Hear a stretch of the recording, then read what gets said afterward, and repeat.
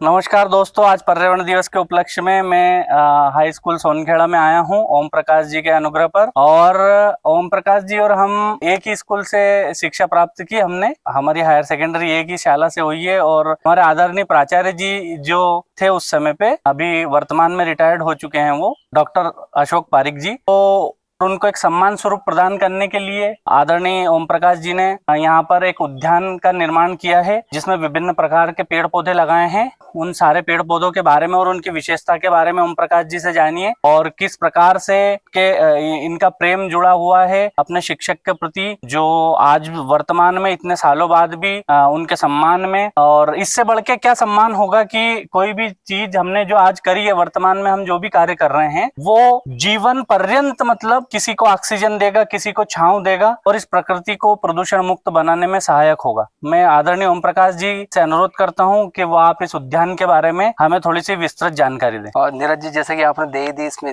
पूरी जानकारी, ये आप जैसे विद्यार्थी, सभी जो अपने विद्यार्थी थे, उनकी इसमें सर के सम्मान में ही जो ये आपका बोर्ड लगा के और जो पेड़ पौधे यहाँ पे रोपित किए हैं, वो लगभग ये अभी फरवरी में लगाए हमने। लगभग इस बारिश में अच्छे फल फूल जाएंगे, ऐसी आशा करता हूँ मैं। और वृक्ष बहुत जरूरी है नीरज जी। आज के समय मैंने पेपर में पढ़ा था कि नाइजीरिया में जो अपराध थे वो बढ़ते ही जा रहे थे, मगर जैसे वहाँ की गवर्नमेंट ने पेड़ पौधे रोपित करना शुरू किया, अपराध में मामूली और बहुत गिरावट आई कुल मिला के। और पेड़ पौधे एक हमारे घर के आसपास भी अगर रहते हैं तो एक अदृश्य दीवार का काम करते हैं, खुशनुमा हम रह सकते हैं। तो पेड़ पौधे के कई फायदे हैं। मतलब ये जो ऑक्सीजन और ये जो है, ये तो हम देख सुन पा रहे हैं, उसके अलावा भी एक आत्मिक उन्नति का द्वार भी पेड़ पौधे हैं। मतलब आत्मिक शांति। अभी पेपर में आया था सर कि जहाँ पर अस्पताल में परिसर में अधिक पेड़ पौधे होते हैं, वहाँ के मरीज जल्द ठीक होते हैं। तो पेड़ पौधे बहुत जरूरी है। आज के जमाने में हम देखते हैं कि मेरे ससुर जी अभी बीमार हुए, तो वहाँ लिख रखा था कि ऑक्सीजन 1 घंटे के 100 रुपए।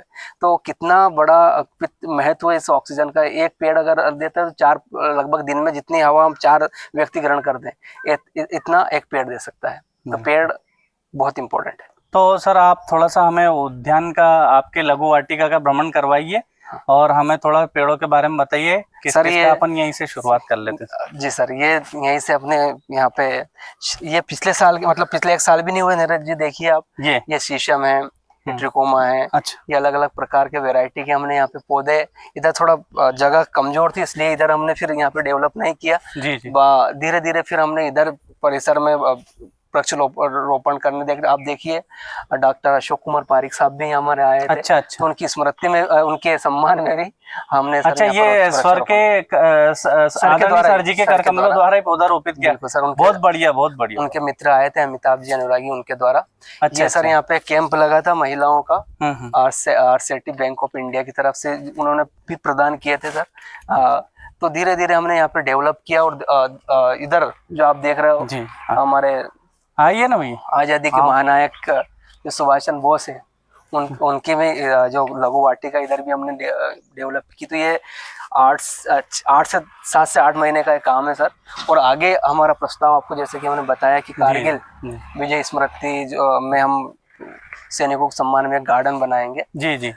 और धीरे आप चलते चलते हमें जानकारी भी देते जाइए और रिकॉर्डिंग चालू है। बिल्कुल सर। ये सभी, जैसे कि हमने बताया, पर्यावरण जो मित्र फाउंडेशन है, लोगों से जुड़ा हुआ, धीरे धीरे उनके द्वारा कुछ राशि कलेक्ट की गई। तो ये सारे देखो, श्रद्धा मेडिकल्स, जमुनालाल जी जो हमारे शिक्षक है, उनके पिताजी की स्मृति में बिसोरिया साहब भी आए थे, अधिकारी जी, वर्तमान जिला शिक्षा अधिकारी भी यहाँ पे वृक्षारोपण कर गए।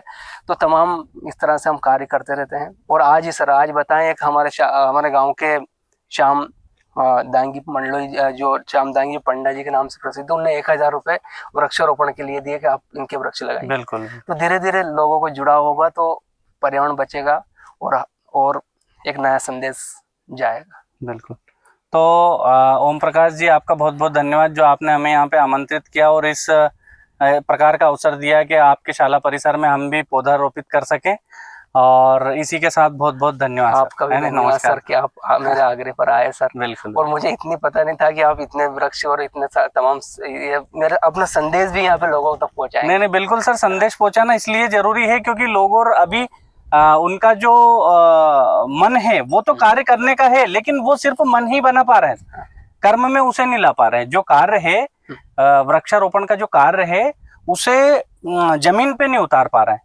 उनके मन में तो है। तो मेरा ऐसा अनुग्रह रहता है कि आप किसी भी प्रकार से सहायता करिए। या तो जो व्यक्ति काम कर रहा है, जैसे तन मन धन 3 तरीके की हम बात करते हैं, तो मन से तो आप सभी लोग हमारे साथ हैं, क्योंकि अच्छे कर्म में हर व्यक्ति का मन रहता है। बिल्कुल सही है सर। ठीक है, कर्म में आप नहीं रह सकते हमारे साथ, आप यहाँ आके गड्ढा नहीं खोद सकते आदि, आप यहाँ आके पानी नहीं दे सकते, पर धन के तौर पर आप सहायता कर सकते हैं। उससे क्या होगा कि जो विकास की हमारी गति है, जो आज हम सर 10 लगा पा रहे हैं, 20 लगा पा रहे हैं, उसे हम 200 और 500 भी कर सकते हैं।